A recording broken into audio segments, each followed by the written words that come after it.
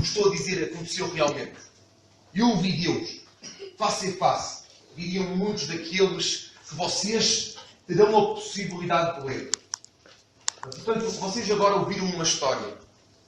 E eu, antes de continuar, e entrando muito neste... São 30 a 40 minutos em que eu pedíamos mesmo que estivessem muito concentrados.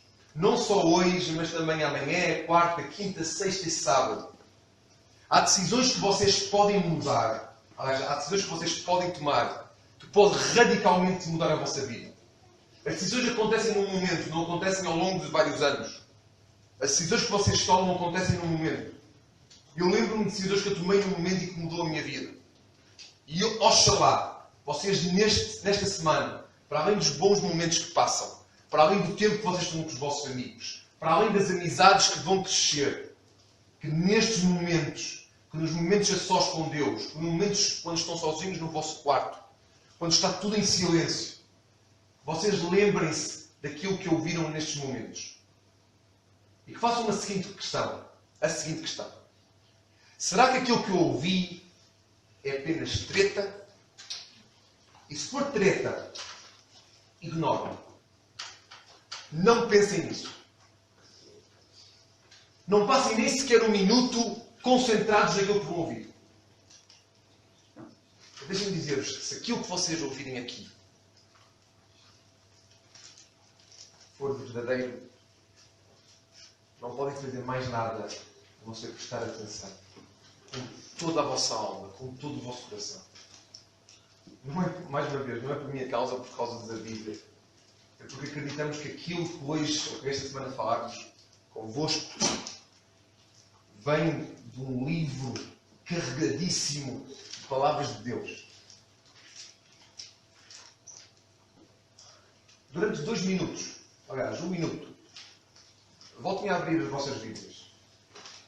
E voltem a percorrer a história que vocês leram agora. Não tem que ler tudo de início ao fim. Vejam só palavras. Coisas que vos chamam a atenção. Durante este minuto.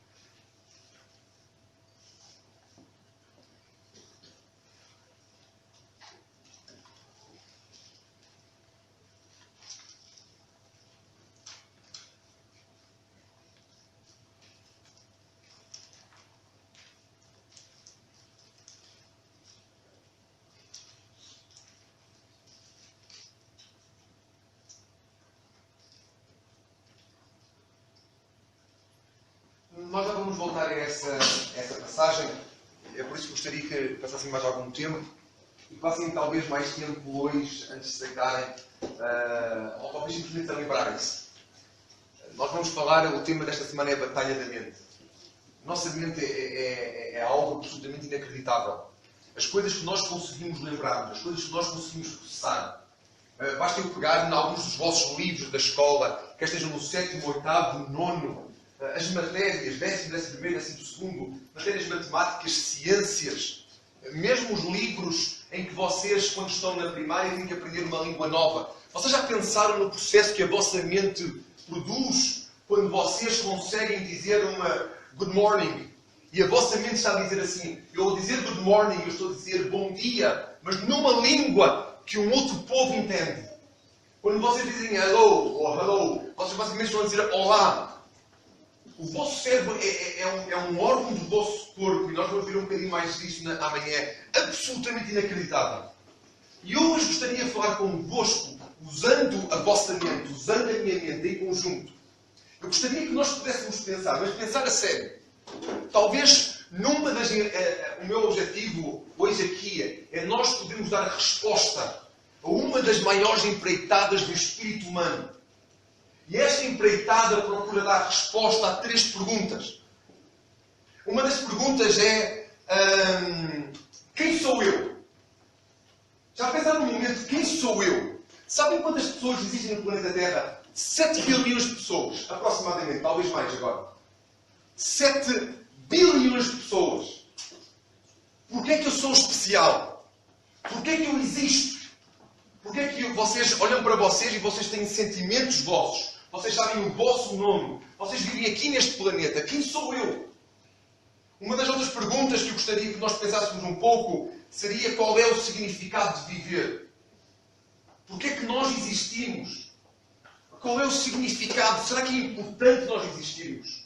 Eu olho para cada um de vocês e sei que vocês todos, também como eu, nós parecemos assim um jarro tipo hermeticamente selado. E lá dentro há explosões atómicas de sentimentos, de emoções. Há dias em que vocês acordam tristes. E sabem porquê que acordam tristes? Porque houve coisas que aconteceram que vocês não gostaram.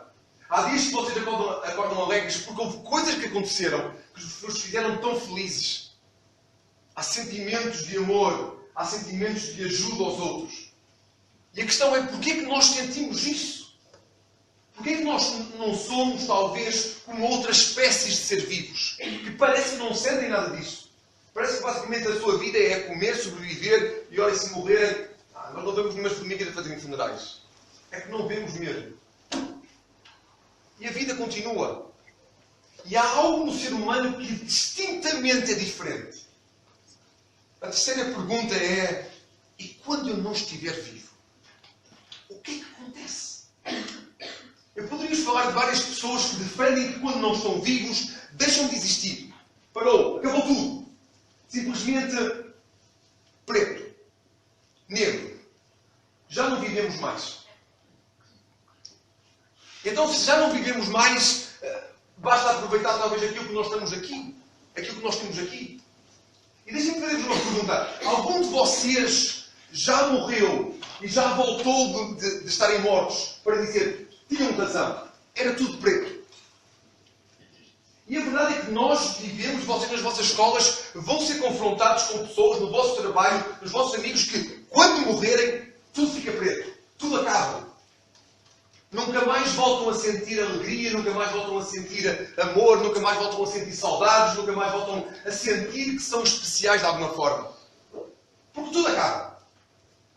Contudo, nunca ninguém voltou para poder explicar, a não ser uma pessoa. E nós vamos ver isso mais à frente. Eu posso-vos dizer que nunca tanto como nesta semana eu senti um peso tão avassalador para falar sobre estes assuntos. Porque as implicações das nossas considerações podem radicalmente alterar a nossa vida.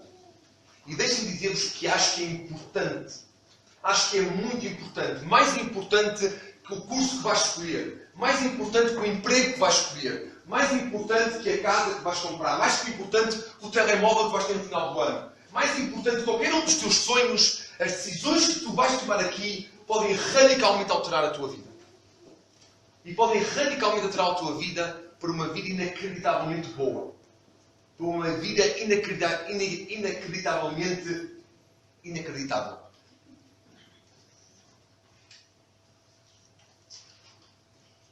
Sabem, esta é a nossa vida. E vocês talvez sejam... Samuel deve estar aqui, ou aqui, provavelmente. O Nando está aqui.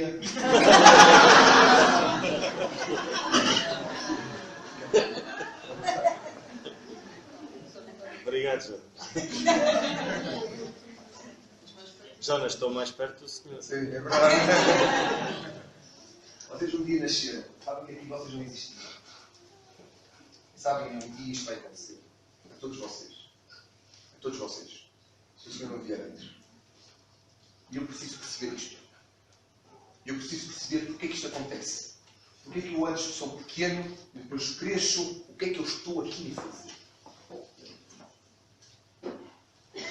Eu vou-vos pedir o seguinte. Eu vou-vos mostrar aqui uma pequena citação de um filósofo. Disse algumas coisas acertadas, disse algumas coisas que eu não acho que foram as mais acertadas.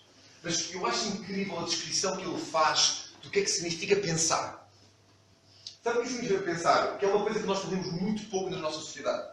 Nós amanhã vamos ver um pouco sobre como nós somos constantemente distraídos. Nós não conseguimos estar atentos numa tarefa e cada vez mais no tempo presente.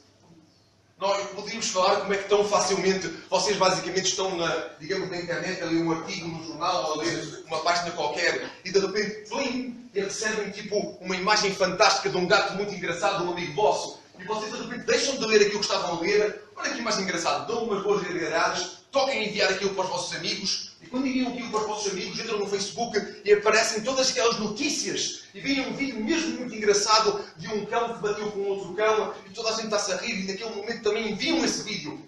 E naquele momento em que vocês estão a fazer tudo isto, sei lá, talvez o vosso gato põe-se em cima do computador a olhar para o computador. E vocês dizem, que espetáculo, vou pegar uma fotografia, vou tirar uma fotografia, pôr no Instagram e partilhar com todas as pessoas. E sabem o que aconteceu? Passaram-se 10 minutos. E vocês já não se lembram o que é que estavam a fazer. Nós vivemos numa sociedade que constantemente está distraída. Constantemente são tantos estímulos de tanto lado que nós já deixamos de parar para pensar. E sabem, uma vez este senhor, Friedrich Nietzsche, defendeu ou definiu, e eu concordo muito com aquilo que ele disse, o que é que significava pensar. Ele disse assim, significa aprender a ver. A acostumarmos os olhos à quietude. À quietude. À paciência. E permitir que coisas se aproximem dos nossos olhos. A adiar o juízo. Sabem que nós somos péssimos a fazer isto. Nós ouvimos alguma coisa e sabem o que nós fazemos? Já tenho a minha opinião. E sabem o que acontece? Muitas vezes a vossa opinião e a minha opinião está completamente errada. Para além disso, Friedrich Nietzsche diz assim, a adiar o juízo. A adiar dizer, será que isto é assim? Será que não é assim? Calma, não tomem já a decisão. Pensem por vocês mesmos. Esta semana, tanto eu como o David, vamos incentivar-vos a pensarem por vocês mesmos. A não pensarem com a nossa mente, mas a pensarem pela vossa mente. A fazer o seguinte, a abordar, a compreender um caso em particular de várias perspectivas. Ele dizia que isso era a escola básica da intelectualidade.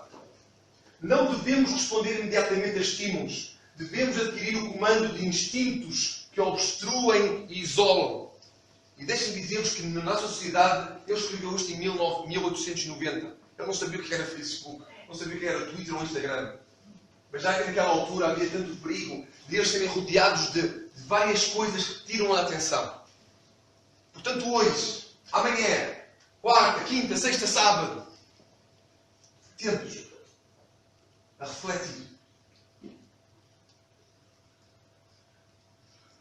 Se eu gostaria de enverdar convosco nesta empreitada, que é dar uma resposta àquelas 3 questões. Quem sou eu? Qual é o significado de viver? E o que acontece quando eu já não mais viver? Eu acredito profundamente que no centro dessas respostas está esta pessoa, Deus. Deus. E acho que nós tanto ouvimos Deus que criamos todos esta imagem de pessoa de barbas, que vive lá em cima, que atira trovões, que fala muito grosso. Ou talvez tenhamos uma outra ideia de Deus. Eu quando me refiro a Deus, eu refiro-me, prestem atenção, por favor, a um ser inteligente, que de uma forma cósmica e detalhada, não só arquitetou o universo onde tu e eu vivemos, este ser inteligente que de uma forma cósmica e detalhada, não só arquitetou o universo onde vives, não só preencheu cada célula do teu corpo com uma quantidade astronómica de informação necessária à sustentação da vida, mas ele também, esse Deus, embutiu cada ser humano com um coração capaz de sonhar, capaz de amar, que deu-te a ti e a mim valor.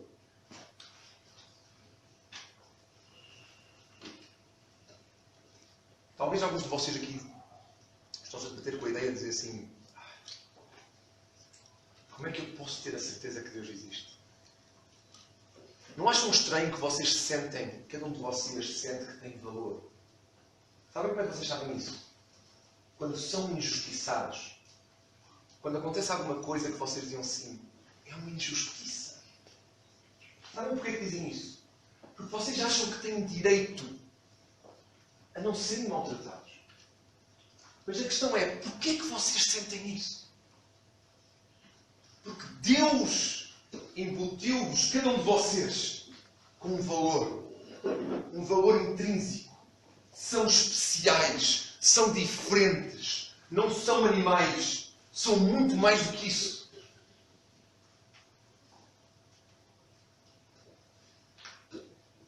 É esse Deus que eu hoje gostaria de vos introduzir. Quer sejas cristão há muitos anos, quer estejas a pensar nisto agora, quer nunca tenhas ouvido falar desta forma sobre este Deus, gostaria que nós realmente pensássemos um pouco sobre isso. Sabem que na nossa sociedade, a sociedade em que tu vives, quando digo sociedade, as pessoas que te rodeiam, quando vais ao café, quando vais à padaria, quando vais à escola, quando vais para o trabalho, quando vais à praia, e vês pessoas todas à tua volta. Várias pessoas. Pessoas a passear as famílias, pessoas a ir para o trabalho também, mais novos, mais velhos. E esta sociedade em que nós vivemos divide-se em dois grupos incrivelmente distintos. De um lado, é um grupo com uma visão secular do mundo. E sabem, eu vou dizer algumas palavras que não se assustem, mas o meu medo é que vocês vão ser confrontados com estas palavras mais cedo ou mais tarde. Pessoas que têm uma visão do mundo secular acreditam que apareceram neste mundo assim sem mais nem menos. Falam muito de um processo evolutivo, que antes havia umas partículas no espaço, depois houve uma grande explosão, e as coisas certas aconteceram, e muito naturalmente o mundo aconteceu, e a vida aconteceu, e os animais aconteceram, e tu aconteceste. Então acreditam que tu és um acidente. Basicamente, tu és um acidente. Por acaso aconteceu que tu existisses.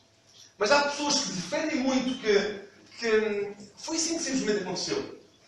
Há outras pessoas neste grupo secular que vivem a vida de uma forma relativa. E quando digo de uma forma relativa, eles dizem assim: eu não sei o que é verdade, mas não há problema, eu não tenho que saber qual é a verdade. Cada pessoa tem a sua verdade. Cada pessoa vive como tem que viver. Eu acho curioso quando nós dizemos que cada pessoa tem a sua verdade. E nós somos peritos em dizer assim: tu tens a tua opinião, eu tenho a minha opinião. E dizemos assim: podemos viver assim. Mas quando duas equipas de futebol jogam e o árbitro julga mal, não há duas verdades. E andamos todos a mandar bitites uns aos outros. O quê? Foi falta? Não, não foi. É a minha opinião. É a tua opinião o quê? Olha para o lance outra vez. E quem fala de futebol fala tanto de outros casos. Vocês vivem num mundo em que toda a gente vos diz: tu tens a tua verdade e eu tenho a minha verdade.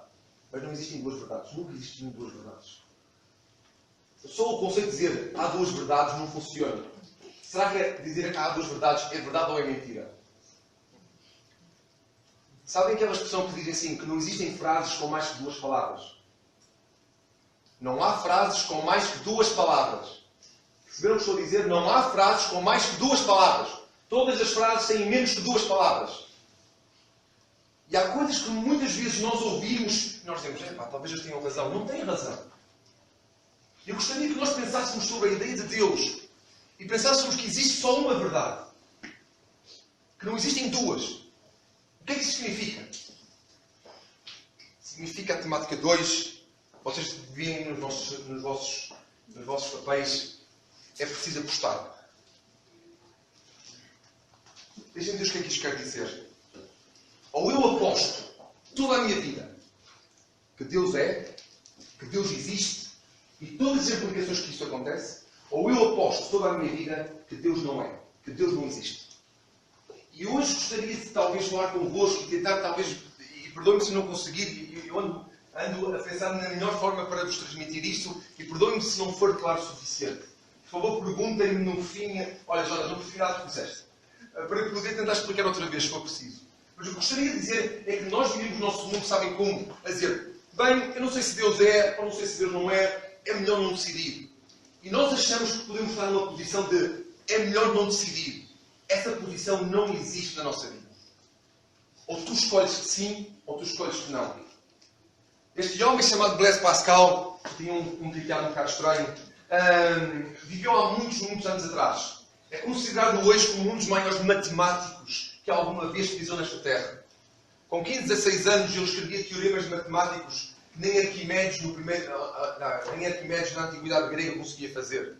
Arquimedes foi um outro colosso da matemática. Ele com 15 anos, Ele fazia todas as contas que vocês imaginam, podem imaginar, e mais algumas.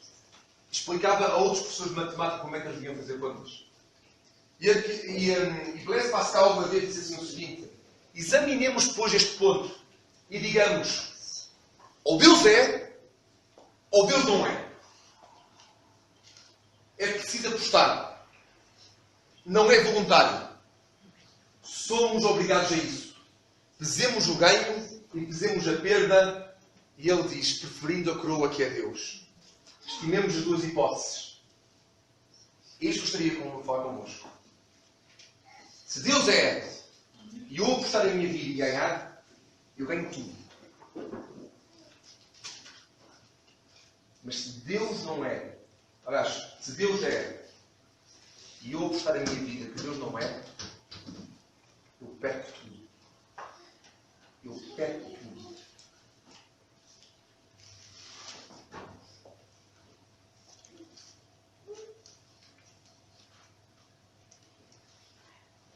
Sabem o que é que isto quer dizer?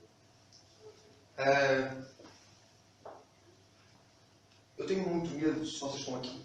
Tenho mesmo muito medo. Porque eu acho que vocês pensam que estão num lugar em que se pode estar. Vocês não podem estar aqui. Simplesmente não podem. A vida continua tão rapidamente e vocês não param. Vocês não vão para esse lado ou para aquele lado. Deixem-me dar-vos um exemplo. Imaginem que eu dissesse assim. Bem, eu não sei se os meus amigos são importantes. Portanto, como não sei, ainda não me decidi, não vou pensar muito nisso. Vou deixar passar algum tempo e depois ver-se como é que é. Deixem-me repetir outra vez a ilustração, porque tenho medo que eu não me explique muito bem. Imaginem que vocês diziam, eu não sei se os meus amigos são importantes. Portanto, eu vou deixar passar algum tempo.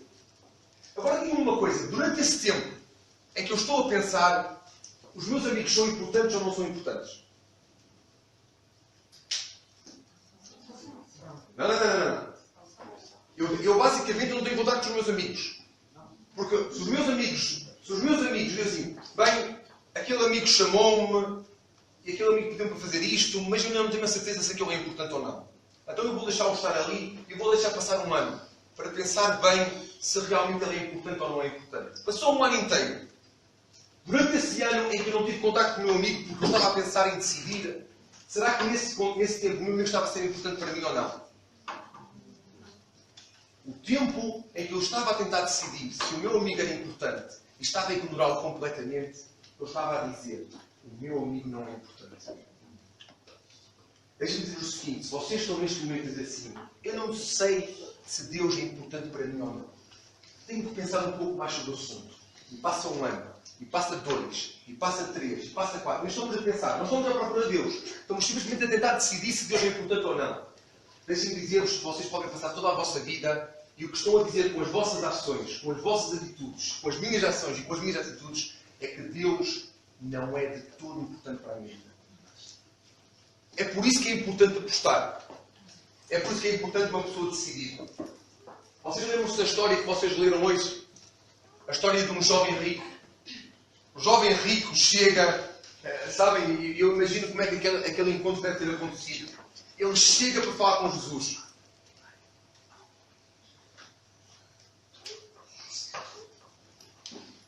Quando ele queria, sabe o que ele queria? O que é que ele queria? O que é que ele queria? Digam, o que é que ele queria? Isso foi a pergunta que ele fez. O que é que ele queria?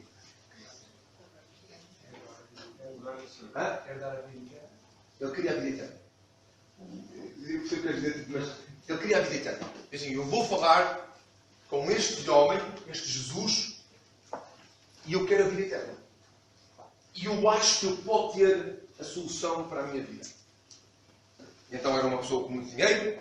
Se fosse nos dias de hoje, eu devia chegar num Land Rover, ou talvez num Bugatti Veyron, ou talvez, sei lá, qualquer outro carro. Sairia com roupa Armani, seja o que for. Falaria com Jesus e dizia assim, Senhor, eu preciso que tu me digas o que é que eu preciso para ter vida para sempre, para viver para sempre.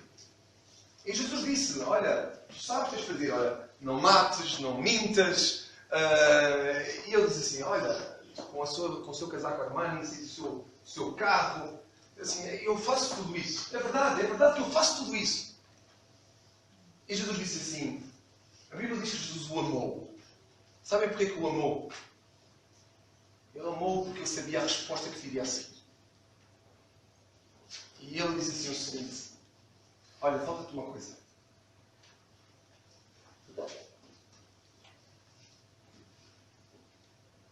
Vende tudo aquilo que tens.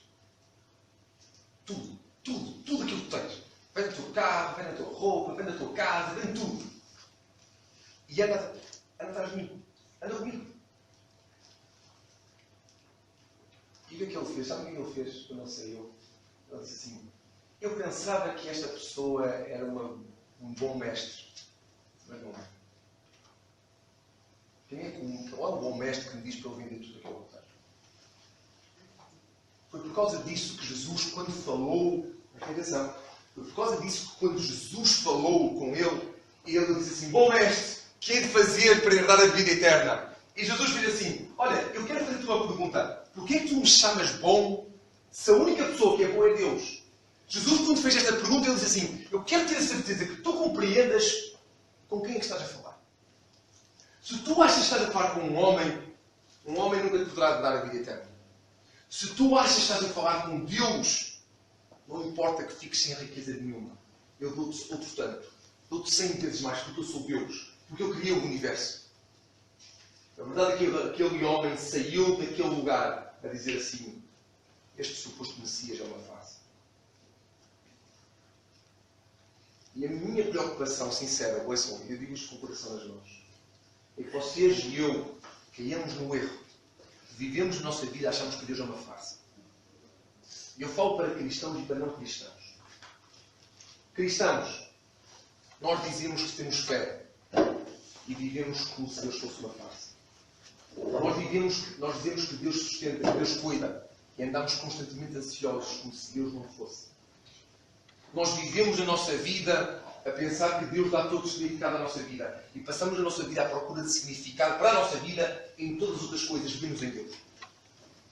Todos nós.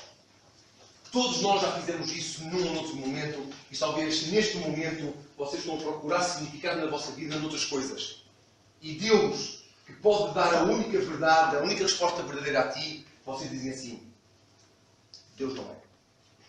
Eu aposto a minha vida, Deus não é. Como é que vocês dizem isso? Porque andam a correr como todos, para trás para a frente, à procura de significado fora de Deus. Ou então, estão à espera de um próximo tempo. Talvez daqui a 10 anos eu vou servir ao Senhor. Talvez daqui a 20 anos eu vou servir ao Senhor. E sabe o que é que acontece? Durante esses 20 anos vocês nunca serviram ao Senhor. Vocês rejeitaram. Fizeram como um jovem rico. É uma farsa. Durante 20 anos, é uma farsa.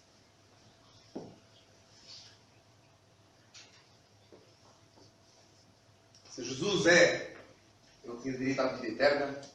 Se Jesus não era, ele iria perder todo o seu dinheiro. Mas a pessoa que estava à frente daquele homem, prestem muita atenção, este Jesus, que vocês ouvem falar vez após vez, a Bíblia diz o seguinte, ali estava a luz verdadeira que ilumina a todo o homem que vem ao mundo. Ali em Jesus. Estava no mundo, prestem atenção, estava no mundo, o mundo foi feito por Ele. Foi Ele que fez as montanhas, foi Ele que fez os vales, foi Ele que fez os lírios, foi Ele que fez os crocodilos, foi Ele que fez os rinocerontes, foi Ele que fez os mosquitos, foi Ele que fez todo o universo, foi Ele que fez as estrelas. E sabem o que é que este homem João falou sobre Ele? Ele disse assim, olha, Ele estava no mundo, o mundo foi feito por Ele e o mundo não o conheceu. O mundo diz assim, olha, tu não és. Tu não és quem tu dizes. Veio para o que era seu, e os seus não receberam, mas a todos quanto o receberam, deu-lhes o poder de serem feitos filhos de Deus, aos que creem no seu nome, os quais não nasceram do sangue. Não nasceram porque quiseram nascer. Tu não nasceste porque quiseste nascer. Tu não nasceste porque os teus pais quiseram que tu nascesses. Tu nasceste porque Deus quis que tu nascesses. Os teus pais poderiam, já disse muitas vezes, os teus pais poderiam querer ter um filho ou uma filha, ou gêmeos, ou trigêmeos, ou quadrigêmeos, ou seja o que for. Mas Deus quis ter um João, uma Ana, uma Sara, uma Paula. Deus quis ter essa pessoa, esse caráter, e quis lhe dar valor. Nós vivemos a nossa vida sempre a ignorar isso. Os quais não nasceram da sangue, nem da vontade da carne, nem da vontade do homem, mas de Deus. E o Verbo, Jesus, que era Deus, fez carne, habitou entre nós. Nós o vimos, a sua glória como a glória do unigênito do Pai, cheia de graça e de verdade. João 1, 9, 14. Matthew Webb vai ser sempre lembrado como uma pessoa que fez a primeira travessia do Canal da Mancha a nado, sem ajuda. Terminou em Calais, começou em Dover. Havia só um barco a acompanhar, no caso dele morrer, era uma chatice, as pessoas tinham que ajudá-lo, mas o barco estava a acompanhá-lo, mas não o ajudava. E ele passada, um após outro, eu não sei nadar, portanto não sei se é assim que se faz ou não, mas este homem conseguiu atravessar, não sei se são cerca de 30 e tal quilómetros, nada. Horas a nadar, sem parar. Horas. E ele é o primeiro. Ele foi o primeiro. Um dia eu estava nos Estados Unidos, foi em 1875, estava nos Estados Unidos, alguém dizia assim, olha, eu aposto $10.000 em como tu não consegues atravessar o Rio Niágara. No Rio Niágara, e não era só o Rio Niágara, era o redemoinho do Rio Niágara. Deixa-me dizer o seguinte, se vocês algum dia viajarem e forem ao Rio Niágara, existem as cascadas de Niágara, que são cascadas gigantescas, e estas cascadas são mais acima do rio. Mas as cascadas depois desenvolvem-se para um rio, e há ali uma zona que é chamada o redemoinho do Rio Niágara. Eu posso dizer, a corrente é tão forte, vocês podem estar embrulhados em coletes. Vocês podem ter coletes na cabeça, nos braços, no corpo, nas pernas, nos joelhos, nos pés. E mesmo assim, a corrente é tão forte que leva-vos até ao fundo e mantém-vos lá no fundo. $10.000 na altura, em 1875, era 200.000 euros. Olha lá! 200.000 euros. E Matthew Webb disse assim, eu consigo. E sabem o que é que ele apostou? Ele apostou a sua vida em que como conseguia ultrapassar aquilo e conseguia ganhar. $10.000 ou 200.000 euros atuais. Se Matthew Webb fosse capaz de conseguir, fosse um nadador que conseguia ultrapassar o Rio Niágara, ele tornava-se rico. Mas se Matthew Webb não fosse capaz de atravessar aquele rio, ele não só perdia os $10.000 ou os 200.000 euros atuais, mas ele perdia a sua vida. E foi isso que aconteceu. Em 1835, ele lança-se no rio. Passado alguns segundos, Matthew Webb deixa de ser visto. Após algum tempo vão escolher o corpo dele mais abaixo do rio. Nós achamos muitas vezes que a vida com Cristo pode ser vivida e depois decide. Deixem-me dizer-vos que se vocês apostarem que Deus é, os vossos ganhos vão ser multiplicados com um exponente gigantesco. Se vocês vivirem a vossa vida e dizem assim, Deus não é. Sabem o que acontece? Vocês vivem a vossa vida e dizem, Deus não é. Deus não é importante. Não preciso de Deus para as minhas decisões. Sabem o que vai acontecer? Se Deus existir, vocês um dia vão olhar face a face e sabem o que vão dizer? Ups. E assim vão derramar lágrimas até não poder mais. Eu apostei a minha vida que Deus não era. E Deus é. Eu apostei a minha vida que Deus não existia. E Deus existe. Eu apostei a minha vida que Deus não era preciso. E Deus era preciso. Eu apostei as minhas decisões em que eu não preciso pedir um conselho a Deus. E Deus estava ao lado. Deus é ou Deus não é? Quando nós tomamos aquela decisão, ainda não. Depois eu vejo mais à frente. Oh Jorge, estás para mim, tenho 12 anos. Vou começar agora talvez no 7º ano. Vou ter aulas de inglês. E talvez pela primeira vez vou ter aulas de fisicoquímica. Vou aprender a fazer não sei se fazem fisicoquímica agora. Eu na altura partia frascos de ácido e a professora ficava muito chateada comigo. Mas Porquê que isso é importante agora? Porque eu tenho medo que vocês estejam a dizer isto agora. Eu tenho medo. Parem por um momento e sejam honestos convosco mesmos. Depois passa. E depois eu vejo. Eu conheço pessoas da minha idade que ainda estão a dizer eu depois vejo. Sabem há quanto tempo é que eles dizem depois vejo? Há mais de 20 anos. Alguns deles já morreram. E diziam eu depois vejo. Blaise Pascal diz assim, tal negligência de adiar, diz assim, eu depois vejo, de uma questão que se trata da própria pessoa, trata-se de ti, não é dos outros, trata-se de ti e de mim. Da própria eternidade, assombra-me e espanta-me sendo para mim uma monstruosidade. Que motivo de orgulho pode haver na obscuridade impenetrável e como admitir que tal raciocínio seja o de um homem razoável? Como é que nós podemos brincar com a nossa vida se Deus nos aparecer no fim dela?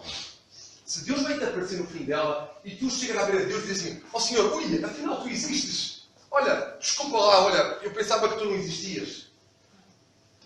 E sabem, Deus diz assim, olha, eu não te quero à minha frente. Eu não quero que tu estejas à minha beira. Rejeitaste-me todo este tempo. E eu hoje rejeito tudo. Desculpem ser muito duros, porque eu gosto muito de vocês. Mas eu acho que nós andamos a brincar com a nossa vida. Sabem porquê? Porque eu andei a brincar com a minha vida há muitos anos. E a tentação estava sempre lá para eu brincar com a minha vida. E um dia amanhã a vossa vida deixa de existir. E vocês estão perante Deus. Pensem por favor nisto.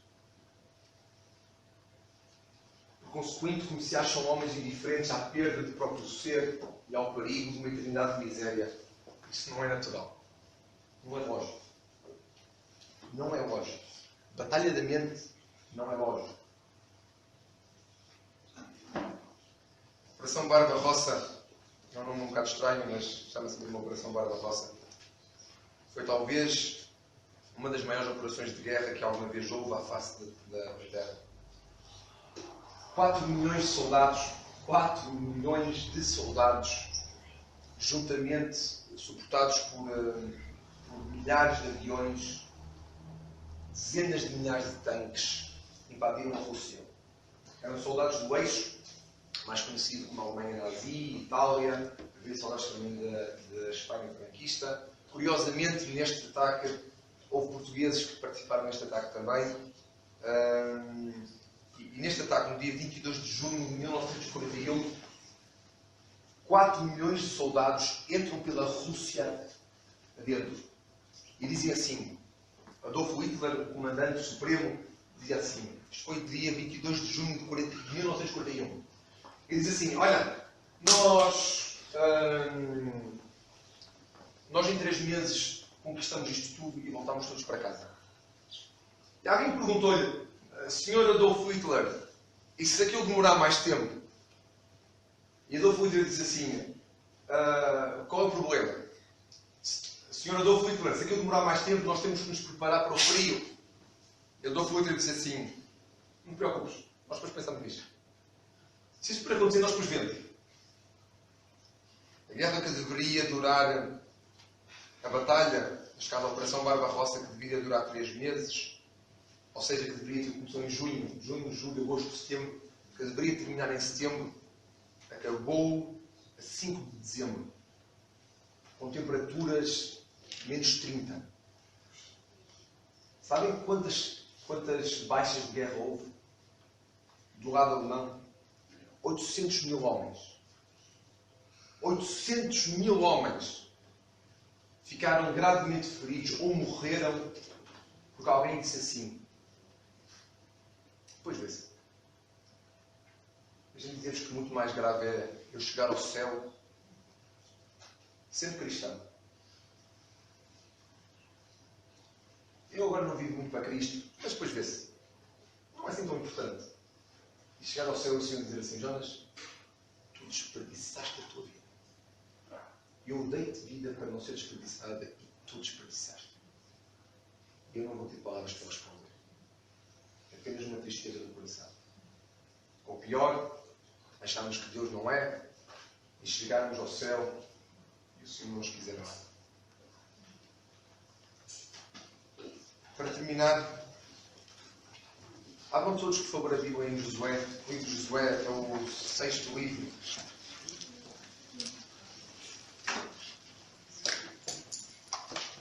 O livro de Josué, capítulo 24.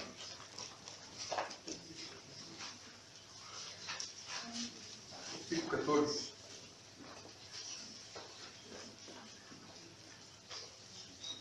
Não é só o 14 e 15, nós vamos seguir um bocadinho mais à frente. É o 14 até o 24. Está no 24. Diz assim, Josué tinha um povo, e Josué, para quem nunca leu esta história, Josué era o comandante supremo, era o primeiro-ministro, era o presidente, era o chefe de governo que governava todo um país. E então Josué percebeu que estava perto de morrer e chamou todos os responsáveis, todas as pessoas com poder de decisão. Chamou-os todos e devia ser centenas, milhares de pessoas à volta dele. Ele disse assim, olha, preciso-vos dizer uma coisa. Antes de eu morrer, eu quero-vos dizer uma coisa. Ele disse o seguinte, agora, pois, temei ao Senhor, servi-o com sinceridade e com verdade. Deitai fora os outros falsos deuses, aos quais serviram os vossos pais além do rio e no Egito, e servi ao Senhor. Porém, contudo, se vocês acham mal servir ao Senhor, se vocês não querem apostar no Senhor, se vocês querem apostar noutras coisas, se acham mal servir ao Senhor, escolhei hoje a quem sirvais. Querem servir os deuses e a quem serviram os vossos pais, que estavam além do rio, ou os deuses dos amorreus em cuja terra habitais. Porém, eu e a minha casa serviremos ao Senhor. Então respondeu o povo e disse, nunca nos aconteça que deixemos ao Senhor que servirmos aos outros deuses. Josué, no fim da vida dele, ele disse assim, olhem, tomem uma decisão. Tomem uma decisão. Uma não decisão não há uma decisão. Vocês estarem neutros, às vezes nós somos suíças espirituais. A Suíça sempre esteve neutra, nunca se meteu em nada. Tanto faz, querem. Ela nunca queria problemas com ninguém. E nós achamos muitas vezes que a nossa vida pode ser vivida assim. Achamos que de alguma forma tu podes ver a tua vida e dizer assim, eu depois vejo. Quando tu dizes isso, tu já escolheste. Eu não quero Deus. Durante os próximos 4 dias, gostaria que vocês pensassem em Josué. A sério, mas pensem, por favor. Pensem. São pessoas incrivelmente inteligentes. Todos bons. Pensem, por favor, naquilo que Josué disse. Josué disse assim, querem servir, acham mal Deus? Epá. Ok? Então, rejeitem Deus. Digam assim, eu não quero Deus. Eu não quero. Acham mal Deus. Não querem ir à igreja. Não quero Deus. E José disse assim, mas olha, quero-vos dizer uma coisa. Vocês que não querem Deus, quero dizer assim, eu quero Deus. E eu acho, e oxalá vocês tenham a possibilidade de descobrir esta semana. Vai ser uma semana fantástica. Uma semana divertida. Uma semana que vocês vão ter muitos momentos de alegria. Mas momentos em que vocês estão sós com o vosso pensamento. Vocês descubram a alegria de Deus. A alegria de alguém que vos criou, que criou tudo à vossa volta, que vos amou, que vos ama, que quer estar convosco, que quer vos mostrar coisas incríveis. E que muitas vezes nós rejeitamos. Deus é. Ouçam. Deus é.